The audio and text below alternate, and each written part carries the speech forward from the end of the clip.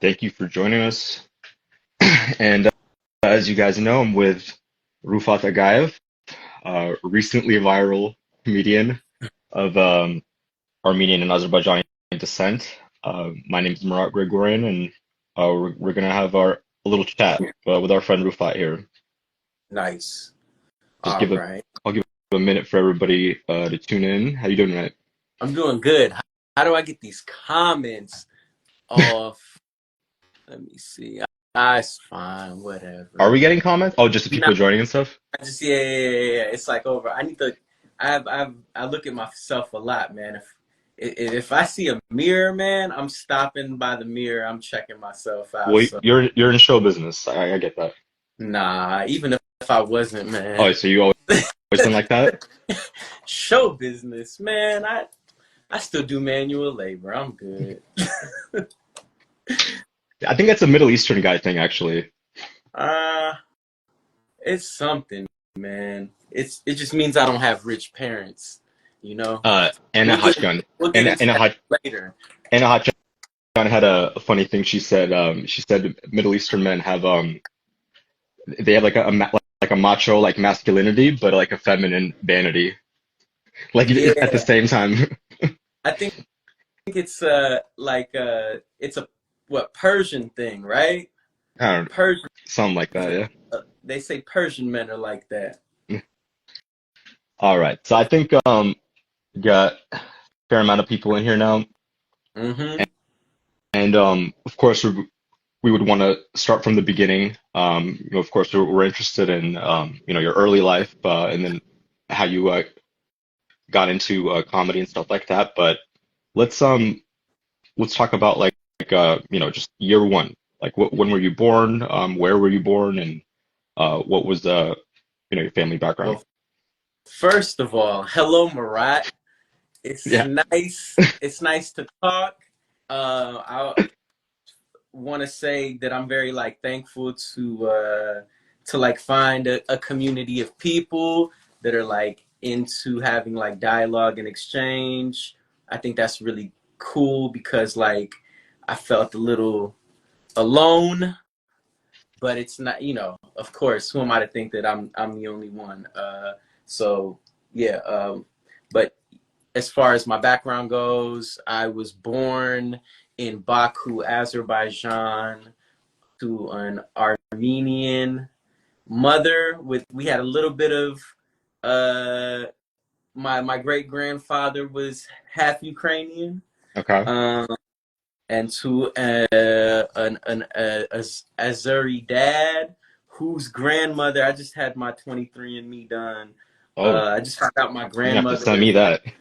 Yeah, I just found out my Azeri grandmother is half German. Okay. Yeah. So We'll put those to the side. So you're Armenian and Azerbaijani. yeah, Armenian and Azerbaijani, and the other 20% is pretty scattered. But yeah. Do you know much about how your parents met? Well, the crazy thing is, my mom loves to talk, so sometimes I feel do I even remember? I mean, I lived there till I was 5 in Baku, so I do have memories, not vivid, but sometimes I'm almost at this point where I'm do I have memories, or these are just stories my mom told me, and I'm visualizing them. But my mom and my dad, I believe they met. They were in an improv troupe, so they were both kind of doing comedy. So it's in your genes. I guess. I mean, I do. My grandfather on my Azeri side is a pretty popular painter from Azerbaijan. He did I've talked to some of my Azeri followers. They said that this dude Dodo Gerdud or something like that. He painted these this book of old, I think if I'm not mistaken, Turkish stories, myths or whatever. But yeah, he was a pretty popular painter. I had the opportunity to live with him for about about Oh, you actually got to live? Okay. 4 years. Yeah, he lived. Oh, no. he came over to the States in about 2001 with my Azeri grand. That's the first time I met them. The first time I met them, I was a teenager, so I didn't really have them in my life for a while up until later on. Yeah. Okay. But yeah, born in Baku, mom, dad, they had me. They kind of like split up, and they didn't really get back together until my mom got permission to leave because of like the pogroms that were going on in Baku.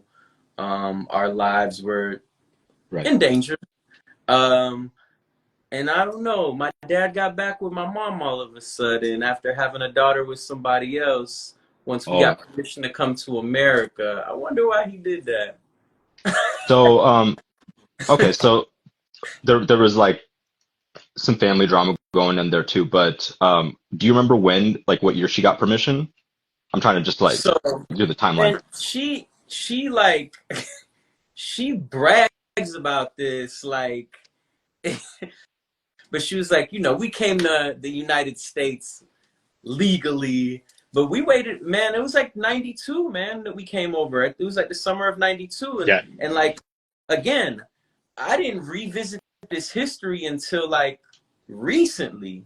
So like, I'm like, that's crazy. You know, you read books and read stuff online. You're like, oh, shit was popping off 1988 into like early 90, like 92, a little late, right? Yeah. My dad had to leave in 1990. So like, you were born what year? 87. 87. I was born 89. So like, I was there for less than a year before my dad had to leave. But we also, same thing. We didn't get to the U.S. until 93, but we were in Moscow for a bit.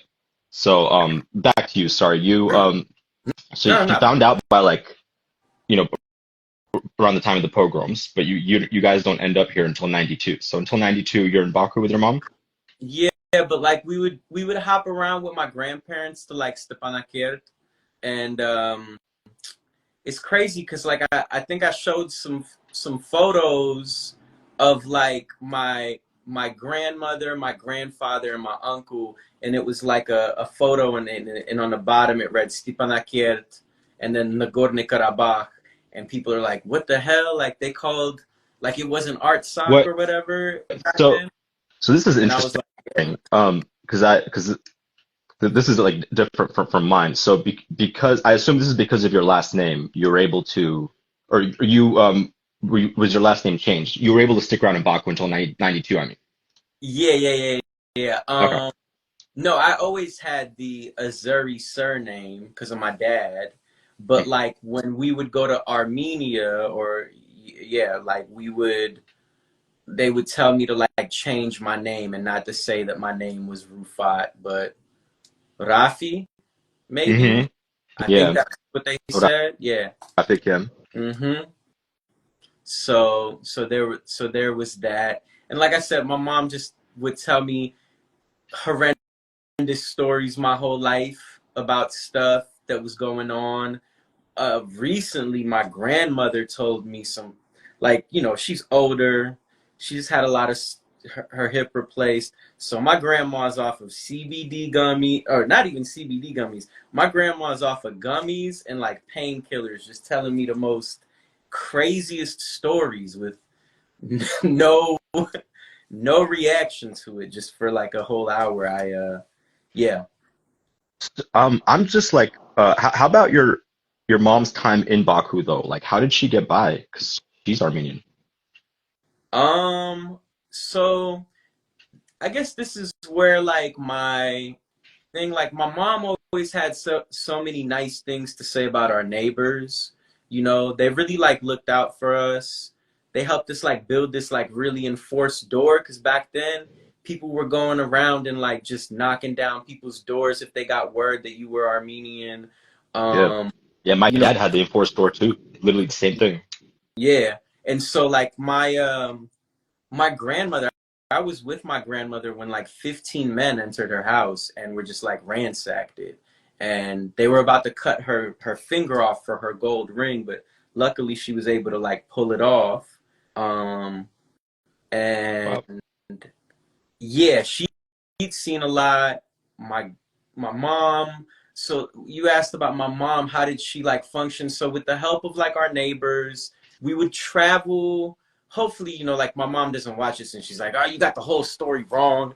But I guess like you know, she would travel back and forth like from Stepanakert sometimes, but I would basically like there were times where I was just with my grandparents, you know, and I was away from my mom and while she was trying to get everything done. But like, yeah, she would have to start taking like the car, like people would have to like drive her to work. And like she did say like she worked at the like as an oil Yeah. engineer. Um, Like, so like everyone in Baku. yeah, Hmm. so she just like she said like that the people that like she worked for they really liked her, so I guess they like you know like either like switched the name or just like kept everything kind of under wraps. My grandmother told me that Haydar Aliyev would like dress up and try to act like a citizen out in the bazaars to Hmm. make sure people were like doing their due diligence and Hmm. That's crazy. yeah. Um, wow, that's wild about your mom's time there. Just kind of like clandestinely getting by. That's wild. Yeah, I didn't realize how crazy it is to stay there until 92, but yeah, that's about I mean, yeah, I guess uh I was gonna say like nah. Well, like my dad's family didn't necessarily help out at that time. So, you know, there wasn't that maybe like, you know, my dad could help, you know, helped out. I mean, like they were at each other's necks. It was Yeah. rough. Yeah.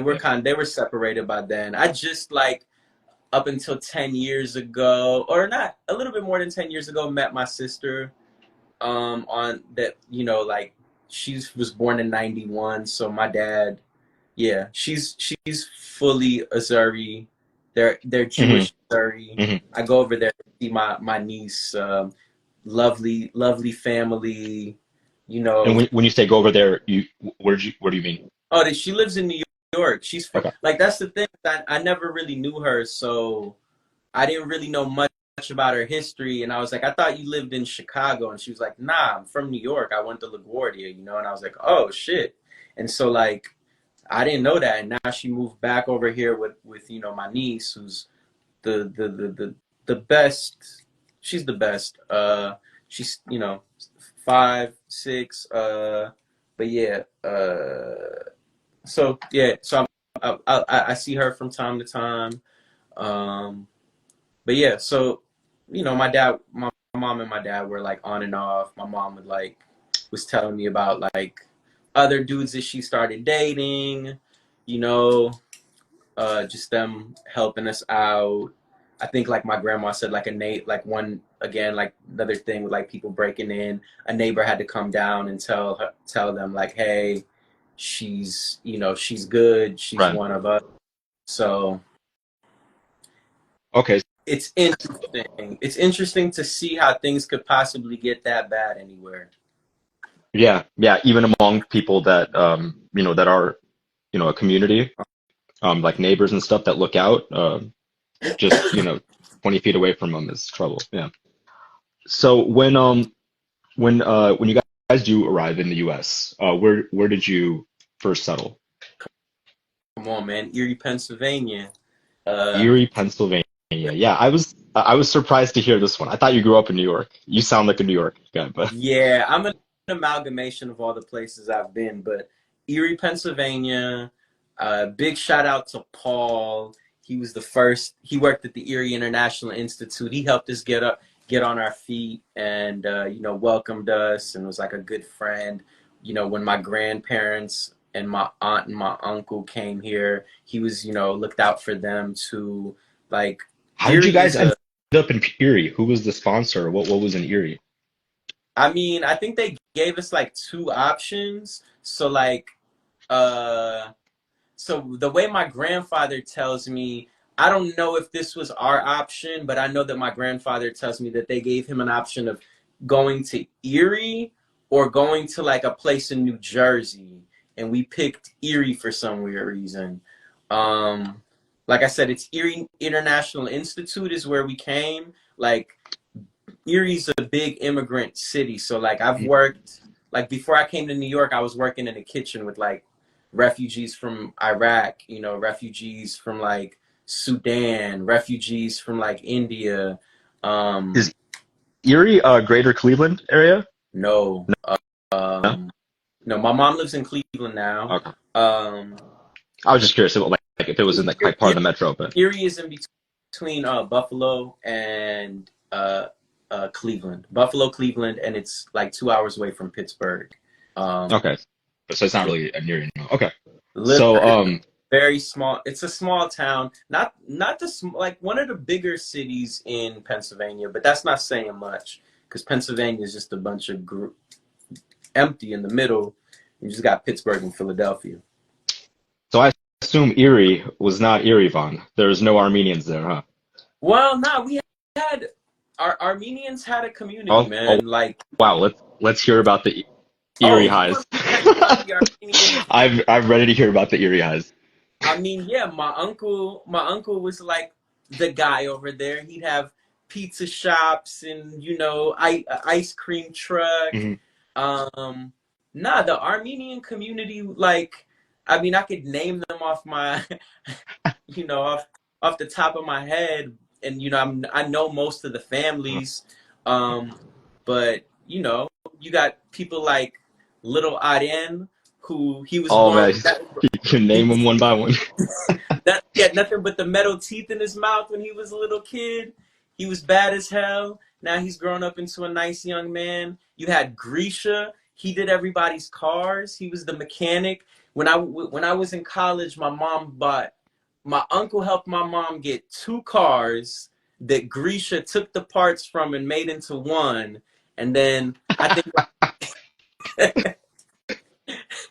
and then in Kentucky, my car broke down, and from there on, it never like drove past like, I think like 50 miles an hour. The car would just turn off. So yeah, man, like the Armenian community is like, yeah, you know, my aunt, my uncle, their friends. There was Armenians, you know, there was Armenians there.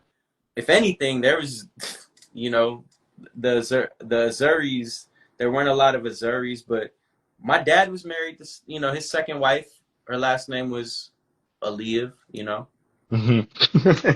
So what how long like did you spend most of your life in Erie? I lived there from 5 until 13, and then I moved to St. Petersburg, Florida with my dad.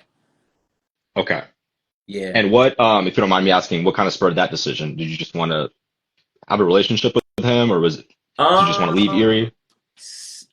What happened was my mom, single mom, we were growing up in a rough neighborhood. My dad had moved. She you know, she wanted me to just go there for the summer and then come back, and I was like, I think I'm gonna stay. It was, you know, like I had a lot of inconsistency in my life. I was never really in one place, and I think when I went there, I just like found friends. It was like bigger. I felt more free. I started smoking weed. I just wanted to like be out on my own. I was always kind of like an independent kid. But then I started going to church there. I got really into church. I got really, really into church. Like really into church. So let's hear about that. What age was that? When I was about 13, you know, I got really into like, it was a non-denominational church, but then I got like even more like charismatic. But I was like rapping. And I saw your bit about this. Yeah, I was gonna ask. I was rapping and going to church, and I had met online another Armenian refugee who's now like the biggest Christian YouTube voice, Ruslan Karaglanov. So like I still know him to this day. We get into religious debates. I tell him that God isn't real, and I mean, I'm right. Do you guys have you guys have your Reddit theological debates. So what's his name again? Ruslan. Yeah.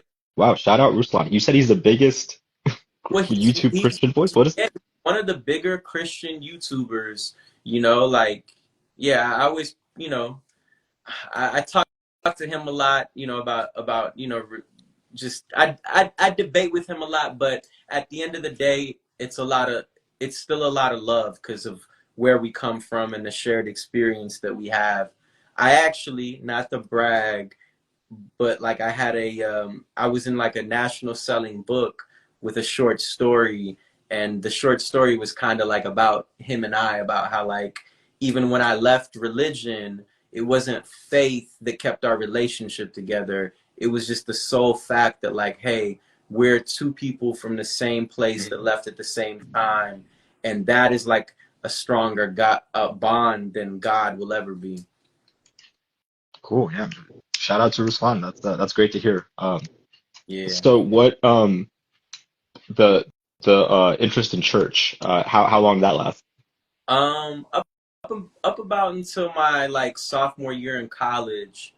And I think like the thing that really spurred it, this might be corny, but like I heard George Carlin talk about religion, and he had kind of like voiced every doubt that I've ever had about my faith, and kind of gave me the courage to like be out front with like just with my disbelief. And so you transitioned out of comedy and you got in, or you transitioned out of church and you got into comedy, kind of the same way through Carlin? Nah, I kept doing music. I was open. I was in college. I had a manager. I was opening up for people like Mac Miller and like Wiz Khalifa, Big Sean, just anybody who was hot at that time in like 2009 until like 2011. I was kind of opening up for when they swang by Tallahassee. I moved to New York to do music. I was still doing music here, living in Brooklyn. And then about 3 years in, I started going to open mics. Wow. And I was really bad, as everyone is when they first start out. But I just kept doing it. I just thought that because I used to preach in church and like public speak, I just knew that if I could like master this art form, which you don't really like ever really master it, but I'm just like, if I could like really find my voice inside of it, that I think like I could talk about more things that I wouldn't be able to talk about in music. And I think a good example is like that joke about, you know, me being half Azeri and half Armenian, which I thought was like such a niche thing that nobody cared about. And yeah, we'll of course get into that clip, but the church. So like back to the church thing real quick. How did your dad feel about your interest in church? My dad didn't care because my grades started getting good, but you want to hear something crazy? When I was about 12, my mom, the way she explains it was like, she was like this single mom, 2 kids, and things were going decent in her life.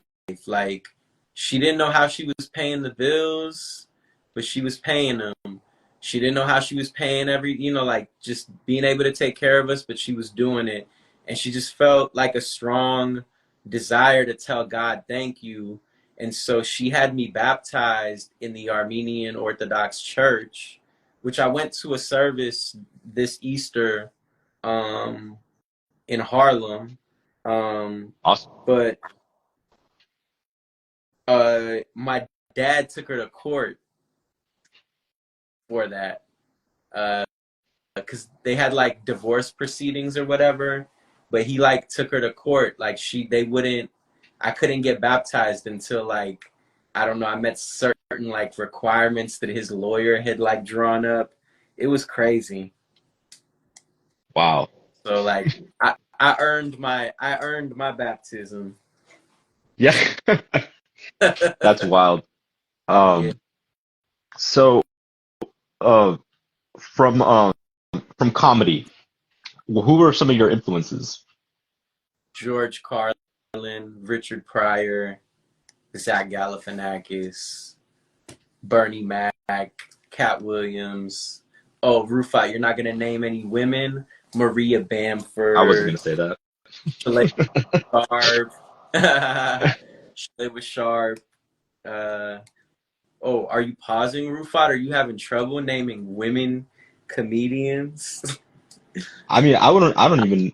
I'm playing with you. I was thinking of like remember Comic View on BET when it would come on late. Hmm. Yeah, I remember there was a lot of content for stand-up comedy like when we were Hmm. kids. I mean, now there still is, of course, but you'll seek it out. But when we were young, there was just so much.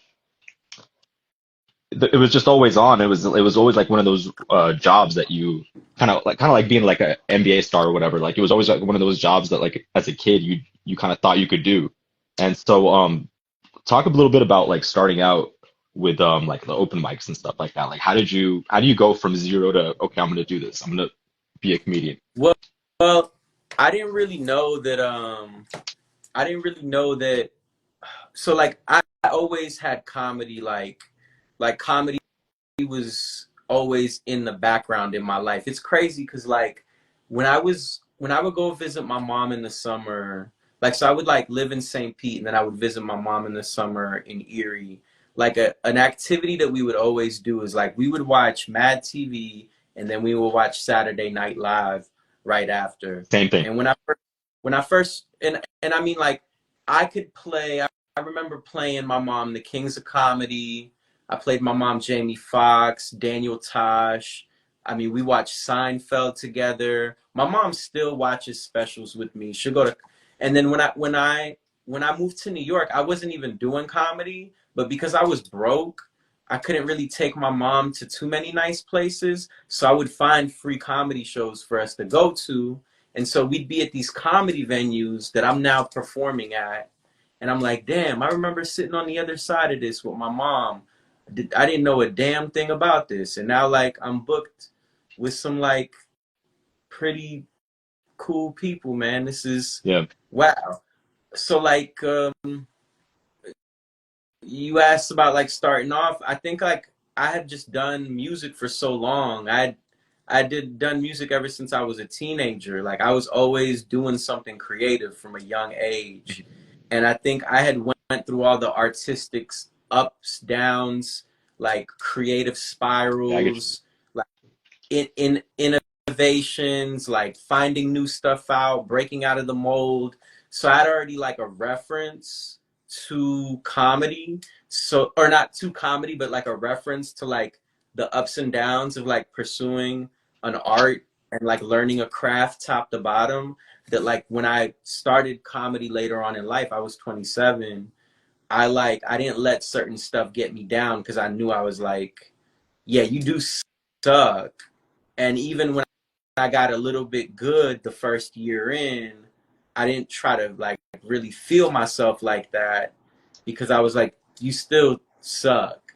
But like, I guess you can fool people now a little bit. But like just keep doing this on like a gyro dreams of sushi or like a jazz musician learning his instrument, and you'll like find your voice and slowly like your personality will meld with your craft. And that's really is it's like about putting up shots, practicing, really enjoying what it is that you, like I really enjoy what it is that I do. Like I would rather do nothing but comedy.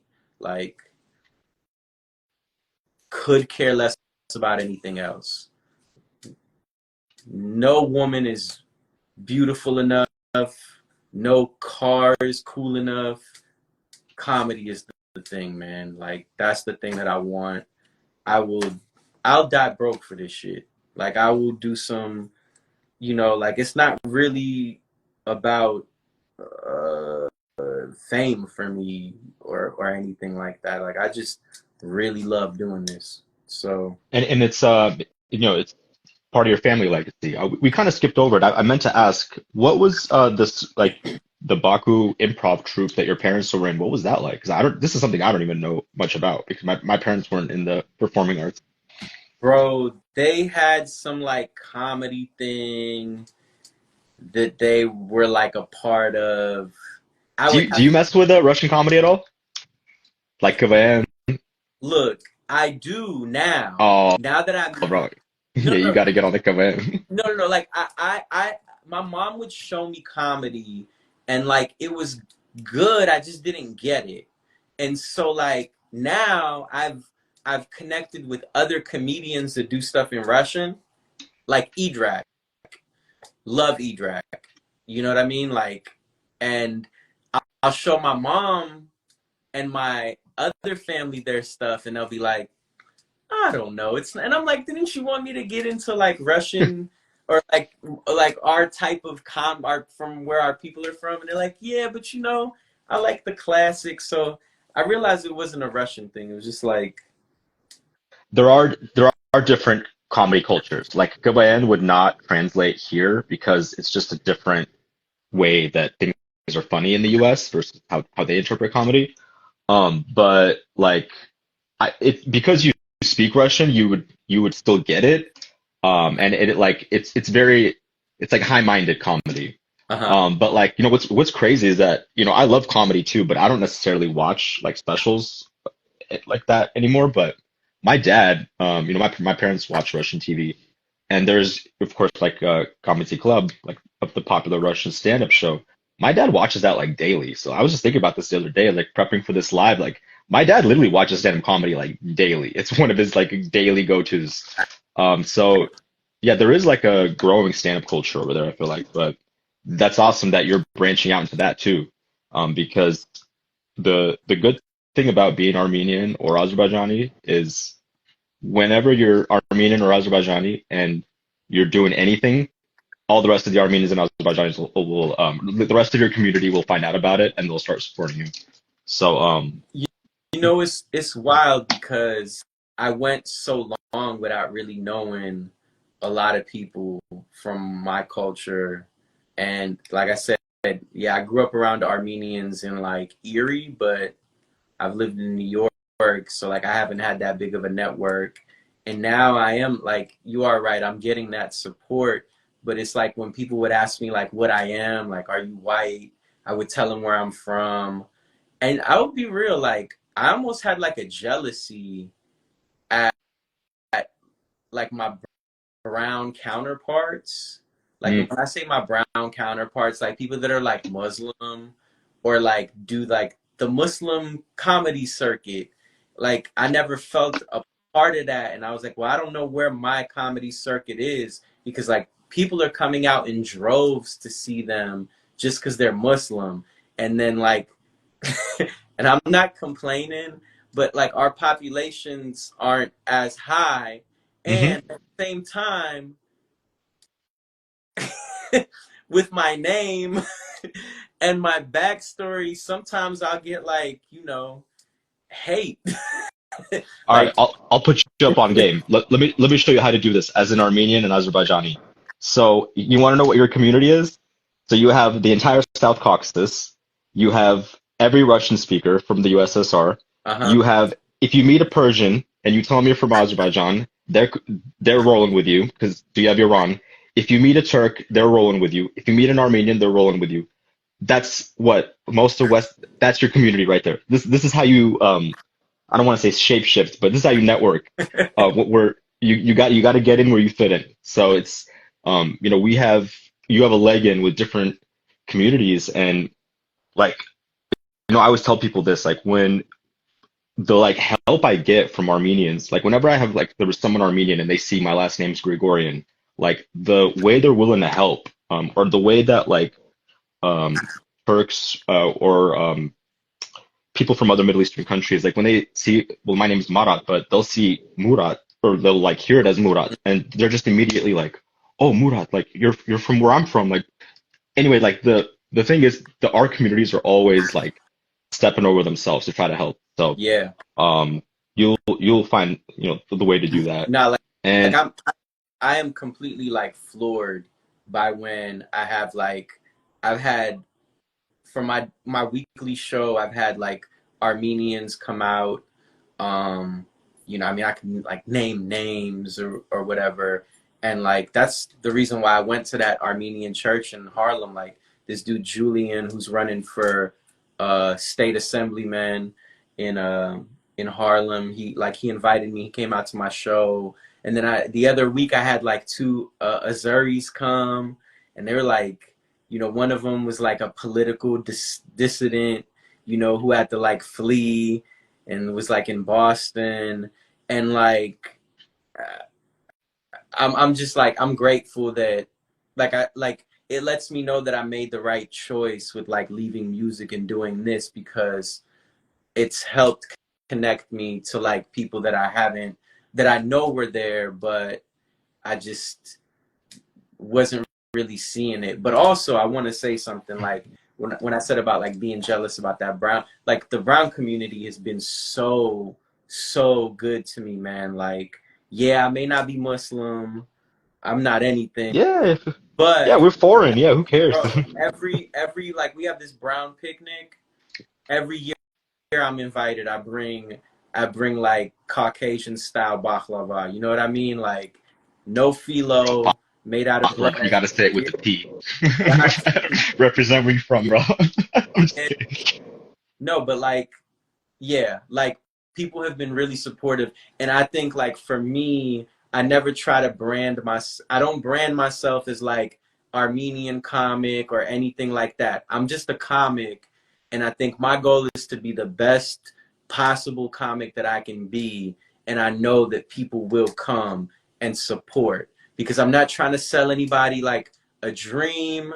I'm not trying to be some type of nationalist. Like I'm just here to have like, I want honest conversations and like difficult things, the things that are difficult to grasp in life, to be laughed at. So yeah, Yeah, I we do had talked love, about this too. yeah, I do love That this you know, support. I do love the support, and I don't take it lightly. So I want to do right by my people, but that means like I don't want to pander. I don't want to, you know, and yeah, because I can't, like I can't, because like it wouldn't be me. That's not yeah. right, right. Sorry, don't cut you off earlier. We had talked about this, that you know, you didn't want to be typecast as like Armenian comic Rufat Agayev or Armenian and Azerbaijani comic Rufat Agayev, and we do know there are comedians, you know, that kind of brand themselves in this way as like the ethnic I comic, or and they could do that because like they've probably lived amongst those communities, and like they know how to. But I've lived like yeah, no, it's not even so much of yeah. whether they're authentic or not. It's the like that method of branding yourself. And I get like the skepticism towards that, but I think it's okay to do like a degree of it, you know, because also you're not, you know, the 22nd Vietnamese comedian. You know, you're kind of, there is something fresh there. And the in terms of the feeling of jealousy, I mean, I could kind of relate to a sense of like being from somewhere that's lesser known, but like the older I get, I kind of like it, like the being able to like tell somebody about it when they don't know. You know what I mean? As opposed, Zero, what? yeah, Yeah. What? yeah, yeah, exactly. They're just like they probably hadn't even attempted pronouncing the words before, and for me, like that like gets me more excited now to be able to like talk about it. But I hope that you're able to to grow into that too, and to you know feel that way as well. I mean, So definitely. if we can if we can skip on forward to 2020 for when the second war broke out, what was like where were you at, or what was your how long like did you find out right away? How you know how was that time for you? Well, there was the like things had popped off in 2020, right? Mm-hmm. So during 2020, it's the pandemic. I'm living with my ex, bro. All like people, like there would be friends who are more like politically, or like just know more about the world. They'd be like, yo, I heard, Hmm. you know, yo, sorry about what's happening over in your country or with your people or whatever. And I'm like, yeah. And I didn't, this shit was on freeze for so long, bro. And I think I was, a lot of the stuff that I knew or had learned was always through my family.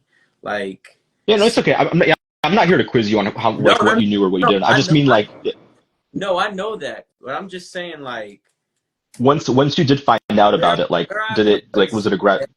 like mentally to where I am now about things is like a day and night. Now, I feel like I can have much more informed conversations with my family now that like I'm I'm not obsessed with the topic, but I am constantly watching what's going on or like reading about it because it's just like it came full front to my life. But but I'm in America. I'm safe. I'm not displaced. So it's like I'm not saying this is like woe is me, but yeah, like when it popped off in 2020, didn't really know much. It happened, and then 2023 happened. I think like Ruslan was like, "Yo, things are bad," and that's right when the Mhm. Palestine started getting attacked. But then like that's when the joke went viral, and like I had to learn rapidly. Like I had to learn rapidly, and it was not fun, but I had to like make sure that I was not using my platform to like milk a situation for something without like standing up and saying something, even if that meant like I got really hateful comments. Because I had family, like I'm talking to my aunt, I had several family members there that got displaced. They needed jobs. They didn't have much food. They didn't even have blankets. And so it all came to like a very like it all I had to like I'm at painting jobs listening to like Thomas DeWall learning like having to like learn names about things that I went through, and I was like, wait, I was there? Right. What the heck? You know what's interesting? If I can psychoanalyze you for a sec, I feel like Go ahead. um, well, just from what I've learned, I feel like your parents' issues, like as individuals, probably made it easier to block out the broader issues between Armenians and Azerbaijanis. I think because of their own individual relationship, it was probably not as front and center for you to like look into the other shit going on in the background. And like in my case, I was obsessed with the topic my whole life because well, they weren't like fighting over it in the house, but they were fighting, and then it would come up, and so like it was just always front and center for me. So that's probably like why that ended up different. And so I That's didn't. No one would judge very you for that's what a was it? very that's a very, very astute observation, and I Oh, thank you. yeah, you read me like a book just now. I didn't even realize that until you said it. But yeah, you are right. Like there That's was why Bright Garden pays me the big bucks. there Nah. there was so much like bickering about other stuff between my parents and like the divorce and the new people that my parents married. Um, but like my mom would constantly tell me stuff, but it was just like, all right, I get it from my mom. I mean, there were times like my mom would be like, your your Azeri grandfather called me an Armenian prostitute, and then one day he got upset with me at the house and he called my mom an Armenian prostitute to my face. And like, like, but again, like I didn't see the whole of Azerbaijan, Hmm. you know, You and saw that as like that's his shit, yeah. yeah, and I thought that like I didn't, bro. It's so crazy because like I couldn't even fathom how deep the hate ran, like how hateful people could possibly Yeah. get. Like it didn't like even all the stories that my mom told me, women getting thrown off balconies, people getting beat in the streets with pipes. I'm like, oh, but that was back then. Right. Like, cause I'm too busy trying to rap and go to church. Had no, just I just would listen to the stories my mom told me. I thought that like, oh know, there's just like a freeze. They're just along the border with guns aimed at each other, but nothing's really happening now. But yeah, 2020, and with all the stuff that's happened up until now, it's like I've learned. I mean, there was times, you know, like for the longest, my grandfather would tell me, like, because he would go to Armenia, but like for a while he would tell me like, oh, you can't get in because they'd stop you at the border because of your name. And then I tell other people, that younger people who have been to Armenia recently, and they're like, that wouldn't happen. You'd be fine. You're an American citizen. And I'm like, well, this is what I was told my whole life. When did he go to Armenia? Like during Soviet times, or you mean after? No, he went after. Okay. Like in the 2000s, like we actually, I'm filming a special in September, and I think like after my cousin's wedding, I think me, my mom, and my grandfather are we're planning to go to Georgia. Okay. Yeah. Just Georgia? No Armenia? Just Georgia for now. Okay. To see his son that he's never seen before. Okay. Yeah. Excellent. Well, that's awesome. I hope you're looking forward to that. Yeah, I'm sure you're gonna have a great time. So when you did start to learn more about the war, when you're preparing that bit for your stand-up, were you like, no one's gonna know what this is? Were you just thinking this is gonna be like mentioned in passing? Well, like I had been doing that set, like, so that was that Don't Tell taping. Like I had been doing that set for like months. I was preparing that like 10, and I guess like that was before the like the 2023, like the attack and the displacement and all of that. Right. Like that set was filmed in like August of 2023. Like so I knew what I knew. Like I was up on stuff. Wasn't like, you know, not what I know now, but like I guess when I opened up for Russell Peters, and Russell Peters told me, like, because his audience hated me. I absolutely bombed my dick off in front of them. And he was like, yo, why don't you talk about like where you're from? And I was like, I don't like to talk about where I'm from. Like, I don't like to pander to people about like, oh, feel sorry for me, I'm this immigrant, blah, blah, blah. But like for this set, I was like, you know, no one really knows about me. Exactly. Like my weird, I kind of need to do my ABCs. Like, this is where I'm from. And then I can get into like the other stuff, like talk about gas station coffee and, you know, the one chip challenge, because that's the stuff I enjoy talking about, is like observational stuff. But I'm like, all right, I'll talk about like I'll do a little chunk. And I was like, well, what's the funny chunk? And like everybody loved that. Like even my close friends who weren't Armenian or whatever, or Azeri, they loved that UN joke, the unrest joke. And I was like, yo, this is like a solid joke. I'm going to do it. People know where I'm from. People know about Caucasia. I know that you didn't really love that joke, but like, I think like you got to, like I said to you, like you got to understand not a lot of people know about us or care about us. So like, yeah, you kind of have to do this elementary level introduction. So the Caucasian thing, you know, and then, yeah, so let me tell you about my reaction to that clip. So when the war broke out and Bright Garden wanted to do a video for someone who's half Armenian, half Azerbaijani, they for a long time searched for someone to do it with me. And it was like, forget it, like a selection process. There was no one. There was not a single person that they could find. And they ended up going with someone whose mom was half Armenian, half Azerbaijani, because things were that scarce.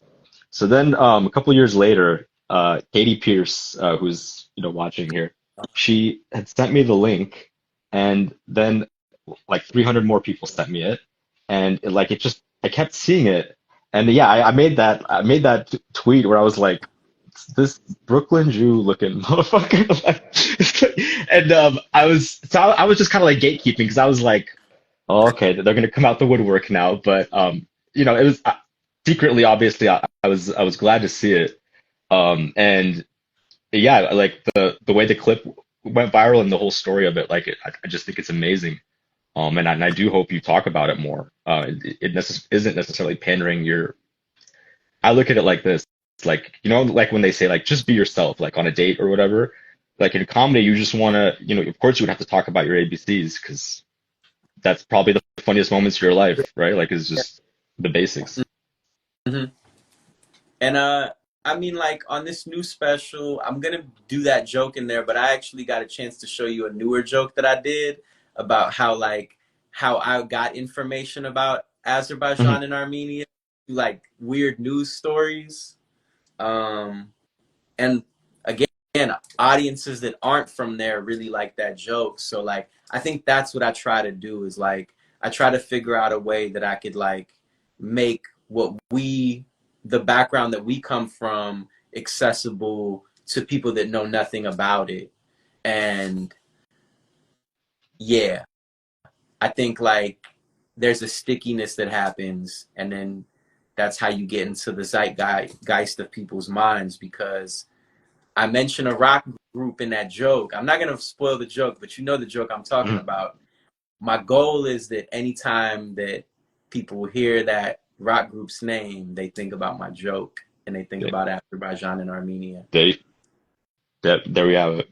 So what, like, how long does it take for that clip to go viral? Does it go right away? Like, what's the like, what was that process? Like, when the clip goes up, how long before you start getting flooded with the reactions? I think like that was the second clip that got released. The other clip did 1 million views too. Like it didn't do bad. Um, so I mean, just as it like started gaining traction, and then I remember like just random like some Missouri women were in my comments, but not in any sexual way, in like a way that like, yo, how dare you, you know, like, Oh shit. uh, Yeah, I know what that's like. and, Okay, so and then I that's how it started. Was the Azeri girls in your replies? know it's like old women. Okay. The Random. Joti, yeah. Um, but nah, like, and then like the hate and the vitriol was pretty prevalent in the comments, and I had never like experienced Mm. our people fighting like that. I didn't know that that's what that was like. And so that shit was weird. And then I was having like off conversations with other people like what should I do, like you know, like people are dying or people are like being starved and displaced and I need to say something. So then I like had somebody like vet a good like place to give money to, put up that link. Comments were even worse. And And I let me just say, it's a little ridiculous too that somebody who is just barely learning about the conflict, whose own life suffered because of it, and did his best to block it out his whole life, then has to like makes one joke and then feels like he has to say something because some people were his replies. Anyway, sorry, that triggered me. Go ahead. nah, but that's just who. I'm not gonna. I won't speak on my own character, but I believe if you ask enough people in the comedy community about me, I think they should have solid things to say. And if they don't, they're probably a snake.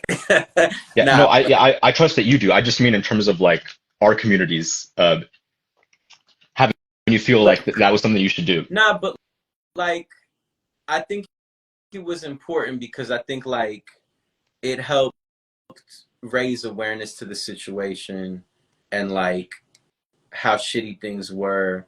But I'll be for real with you. There was a Azeri girl, not girl, but woman, younger woman who early on I was talking to, and she has a journalist background, and she told me like, yeah, like at a young age, we are taught to hate Armenians. Like, they do throw people. Like, she's sending me clips from, like, when those 8 journalists got arrested, like, outside, like, yo, they're arresting them. Like,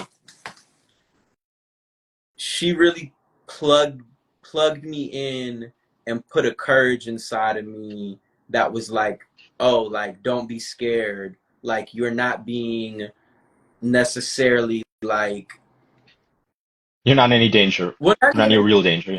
it's like it's just like, you're not being unreasonable right now.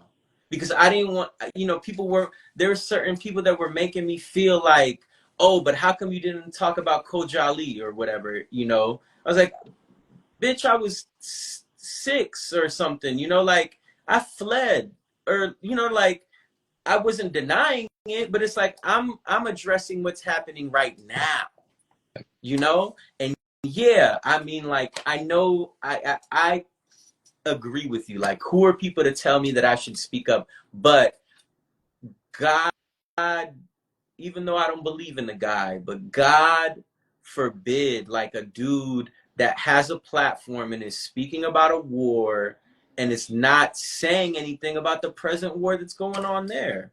That's a no-no for me, bro. I've lost this year my biggest financial, like, offer because I said something about Palestine.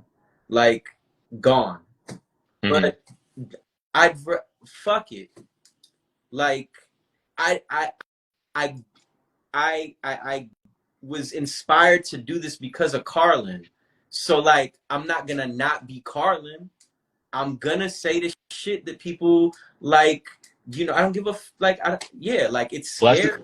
That's my point, is I feel like in that bit, you didn't even get to saying the real shit. That was just supposed to be like a funny joke, and Yeah. people got mad at that. That's my point, is it's like, how, like, no, none of these people have the moral high ground to come at you and say that you weren't being objective enough when you said Well, that I think we get at each it other. was like, it just happened, right?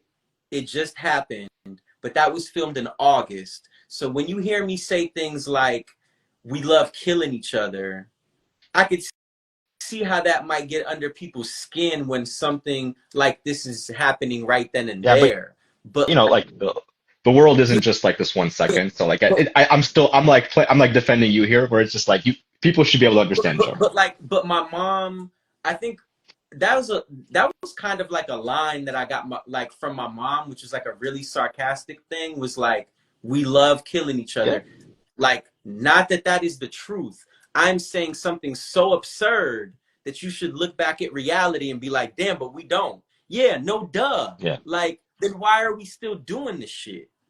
So, It's just like, so you know, imagine like, somebody was like, hey, the Knicks killed the Suns yesterday, and someone's like, wait, I'm just confirming, did they actually physically kill them, or did they just beat them? Like, do we talk like that? No, of course not. It's no, like, but people got mad at the yeah. sarcasm of it.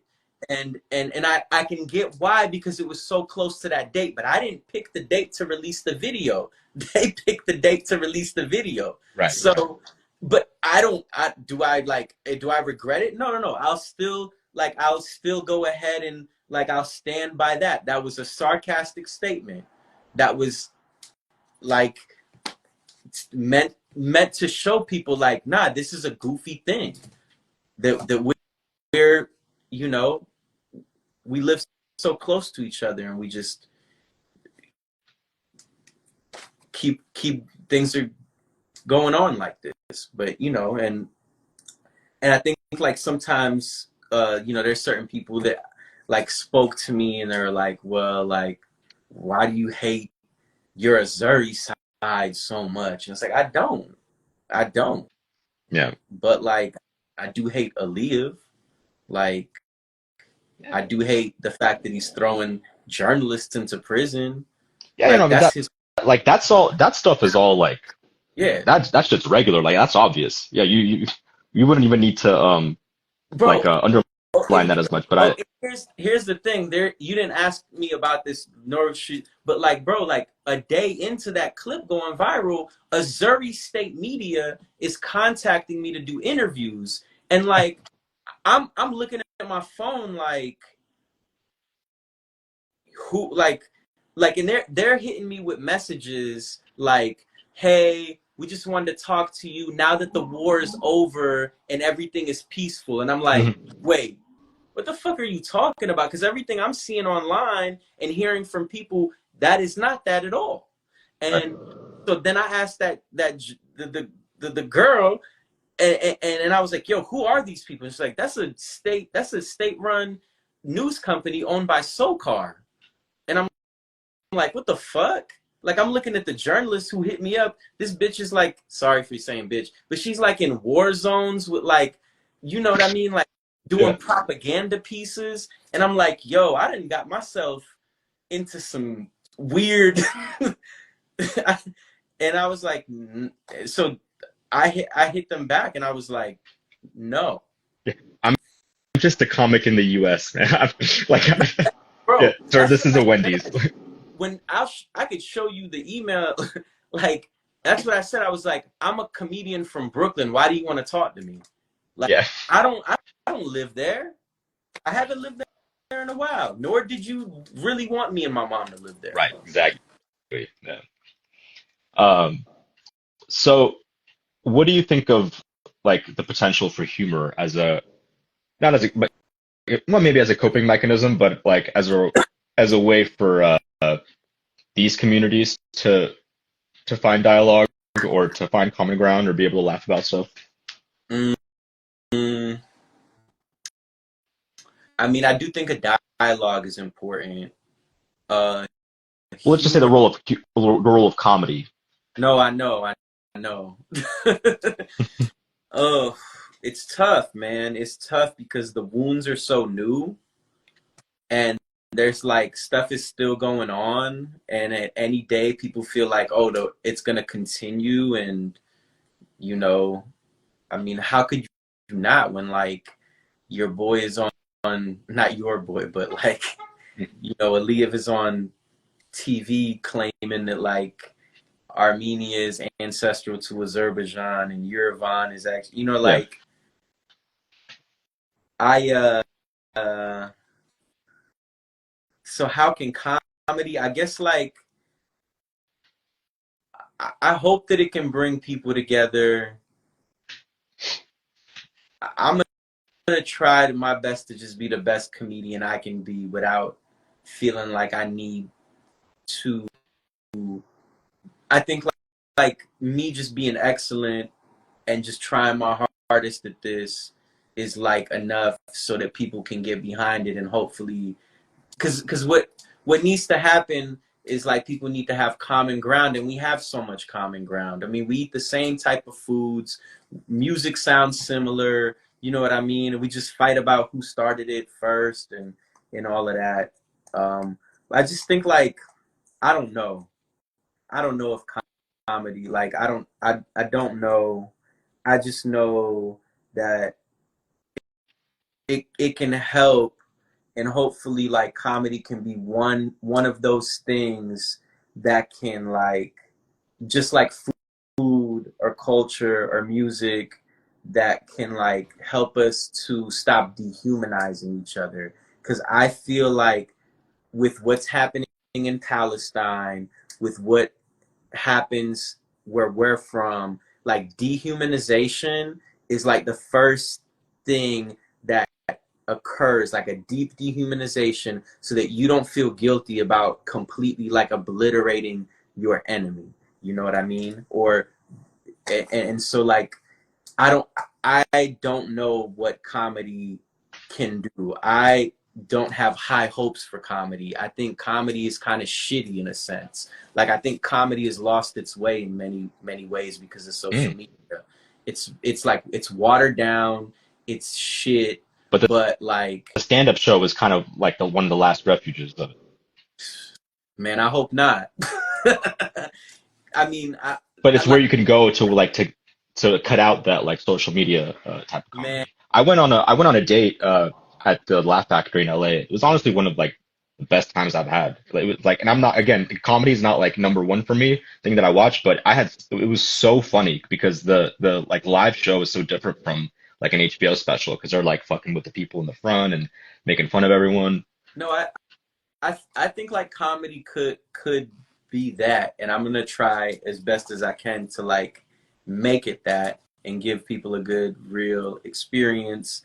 But like comedy as a whole, sometimes like social media has ruined it immensely, to where like you do go to a show and you're like, wait, are you gonna do any like actual like prepared jokes? Have you been working on an act to actually say something and to lead us somewhere as an audience? Or are you just gonna keep talking to us the whole time?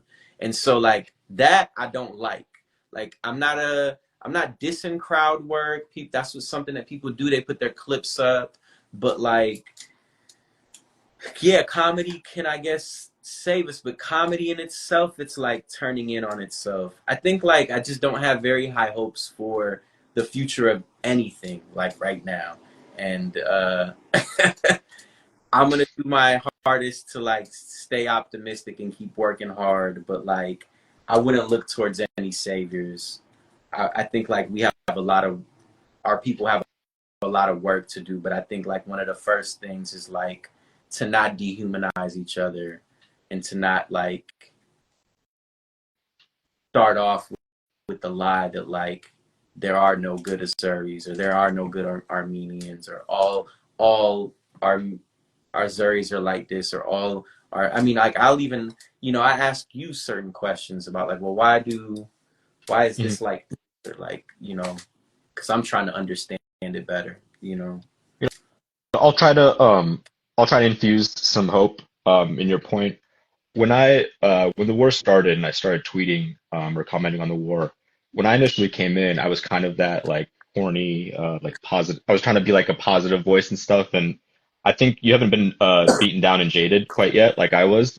But like what I did find is like those like silver linings, or whenever I can find something funny or write something funny, and it has likes from both Armenians and Azerbaijanis, like those are my favorite moments because and there's a lot of them. Like I'll sometimes tweet shit like my dad says, and it's funny to both Armenians and Azerbaijanis, and like you'll find that like there's moments that we both find a lot of the same shit funny, and those are like the most positive and warm experiences that I've had with people online. Even sometimes people that I'm not on necessarily the best terms with individually, but yeah, I do think that you know, humor, people like you and humor can bring people together, but it's just a matter of you know, finding the right delivery and the right content. I had, I don't know, I'm just like kind of down on the world because of like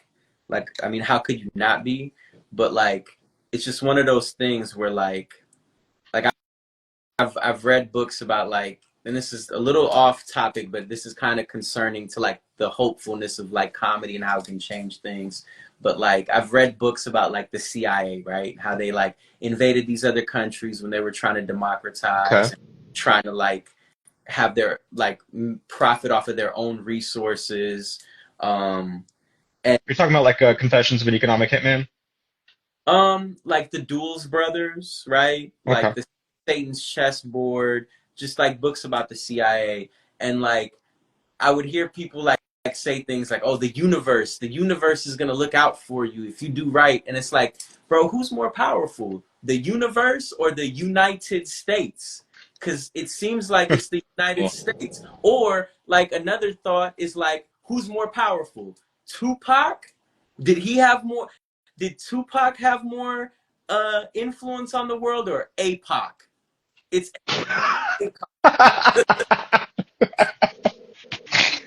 oh man.